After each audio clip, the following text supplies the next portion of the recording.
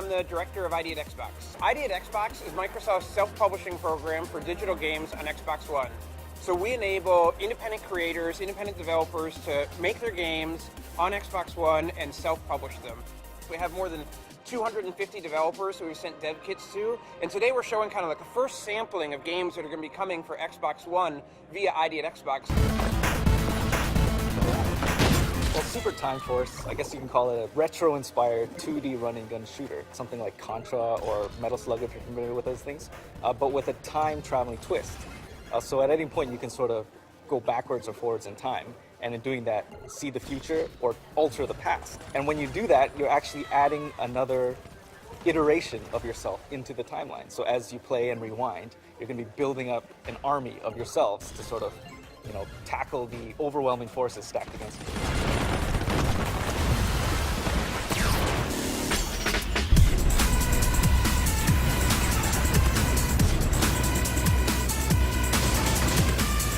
Strike Suit Zero is a space game like we always wanted to make. We used to play games like X-Wing vs TIE Fighter, Wing Commander, Colony Wars. What happens is that you can actually turn into the Strike Suit, you stop dead in space, you can go in any direction, backwards, forwards, left, right, more like a third-person game, but that means that you can do just incredible things. You can see a swarm of fighters, pound them a little bit in normal flight mode and fighter mode, but then go in amongst them all, turn into the Strike Suit, basically click virtually every button on the joypad and you turn into this like death blossom and just kill them all in one massive go, which is what everybody wanted to happen. What we're showing today is a 4 to 8 player arena sports game that bizarrely combines like basketball and like Smash Brothers and Super Mario and all these weird genres that we all loved growing up. And I think that was kind of the thing that came out of asking people for so many ideas. But, well, I'm sure a lot of people were looking at the Xbox One spec and like looking at the Kinect and looking at like what it can push as far as how many polygons or anything like that. But we saw it, we're like, 8 players. Whoa, this thing could have 8 players. I haven't played an 8-player game at home since the Saturn. Whatever we do, it's going to have 8 controllers, and we're going to try to make it as fun as we can with that. So the game we developed is called Spectra. It's an 8-bit procedural racing game. So you play authentic 8-bit music, which is made only with Game Boys, by quite a well-known chiptune artist called Chipsil, who's worked on Super Hexagon before, if you've heard of that. And essentially the game listens to that music and generates a race track based on it, and you have to try and race down it and not fall off the edge. It's interesting you said F-Zero, because the whole game was inspired by that kind of old-school NES and N64 and PlayStation F-Zero kind of Quantum Redshift, which is an Xbox game I don't think anybody remembers anymore, but I loved that game when I was 11. Lots of people make games with Kinect that do not require the controller, but we wanted to try something completely new. So we said, okay, we're going to make a game that requires a Kinect and a controller. Since it's an experimental concept, it's quite hard to explain.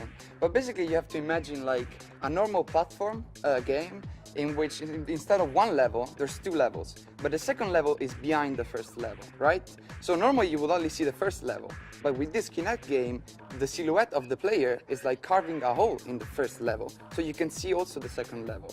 And that's what the indie scene is about. Trying new things, new state of plays, new rules. In the program, we're really just trying to reduce friction as much as possible so that independent creators can ship awesome games on Xbox One and that players have an opportunity to play a huge variety of diverse content on their Xbox. We're actually on a Microsoft Accelerator in the UK, and they hooked us up with the guys at the ID Xbox team.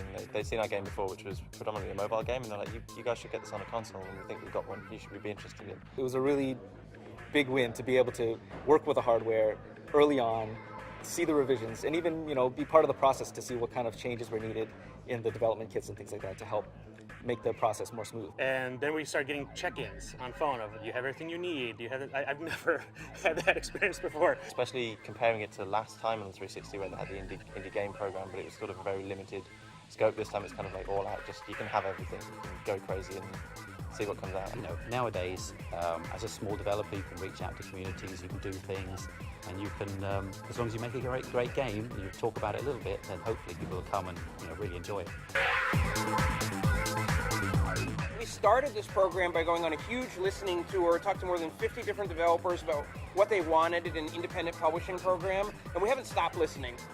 We're still out there all the time, talking to developers, listening to developers, working on making sure we're making the right changes to the program, and just trying to make it so that we lower friction for them so that they can ship great games that players can experience on Xbox One. It's a lot of work. It's been really gratifying. But then to walk in here and like suddenly see all the games, it's just like, okay, this is real. Like, wow, like this program, like we're shipping a lot of games, and this is just a fraction. I mean, I think gamers are going to be super excited to see what these independent creators deliver over the next year, year and a half. I mean, this is going to blow you out of the water.